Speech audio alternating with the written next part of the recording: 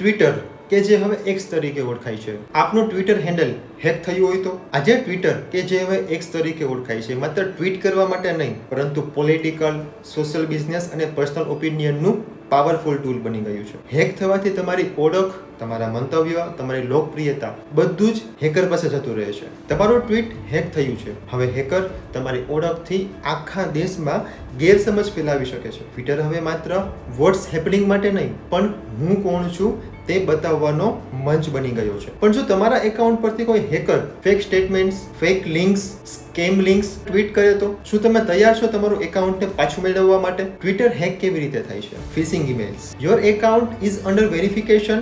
Click to secure your Twitter જેવી link પર click કરવાથી આપણું ટ્વિટર હેક થઈ શકે છે. વીક પાસવર્ડ્સ, ટુ ફેક્ટર ઓથેન્ટિકેશનને ઓફ કરેલું હોય તો પણ થઈ શકે છે. ગેસિંગ અથવા તો credential leak, data breaches, email account hack. Twitter સાથે જોડાયેલ જીમેલ, આઉટલુક હેક થવાથી પણ ટ્વિટર હેક થઈ શકે છે. Third party login access.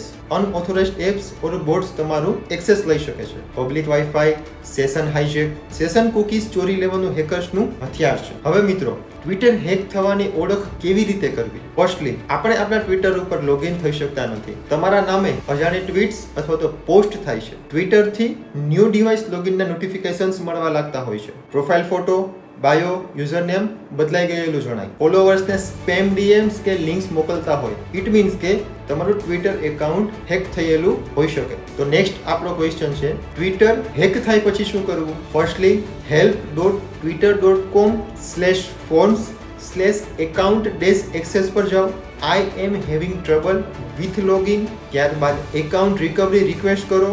જો તમને એક્સેસ મળે તો તરત જ પાસવર્ડને ચેન્જ કરો. ટુ ફેક્ટર ઓથેન્ટિકેશનને ઓન કરો. સેટિંગ્સમાં જાઓ. સિક્યુરિટીની અંદર કનેક્ટેડ એપ્સને રિમૂવ કરો. લોગિન હિસ્ટ્રી, અનનોન ડિવાઇસીસને રિમૂવ કરો.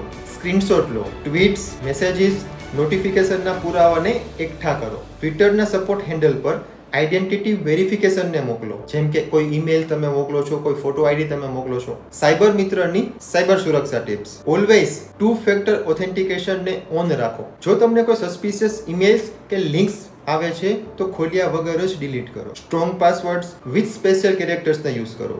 ઈમેલ એકાઉન્ટ પણ ઇક્વલી સિક્યોર હોવું જોઈએ. લોગિન હિસ્ટ્રીને ચેક કરો. જેમ કે સેટિંગ્સમાં, એકાઉન્ટની અંદર, એપ્સ એન્ડ સેશન્સની અંદર. ટ્વિટર હેક થાય તો આપણા ભારતના કાયદા શું હેલ્પ કરે છે? ભારતીય ન્યાય સંહિતા sections 316/2 or 69. Unauthorized social media access એટલે કે એમની અંદર 3 થી 7 વર્ષ સુધીની જેલ અને દંડ થઈ શકે છે. Fake tweet, defamation, threats, national security offences સુધી પણ પહોંચી શકાય છે. ભારતીય નાગરિક સુરક્ષા સંહિતા.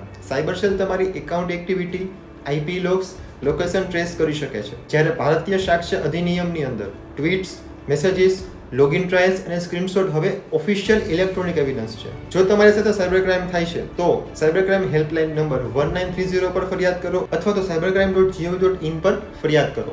ફાઇનલ મેસેજ ફ્રોમ સાયબર મિત્ર. ટ્વિટર હવે માત્ર મંતવ્ય નથી, એ તમારા ડિજિટલ ફેસનું વેરિફિકેશન છે. એક હેકર તમારા ઓળખથી લાખો લોકો સુધી પહોંચી શકે છે અને ખોટી માહિતીને સ્પ્રેડ કરે છે. સિક્યુરિટી તમારી ટ્વિટર કરતાં પણ અગત્યની છે, નહીં તો તમારો વોઇસ તમારો નહીં રહે. Stay safe, stay protected.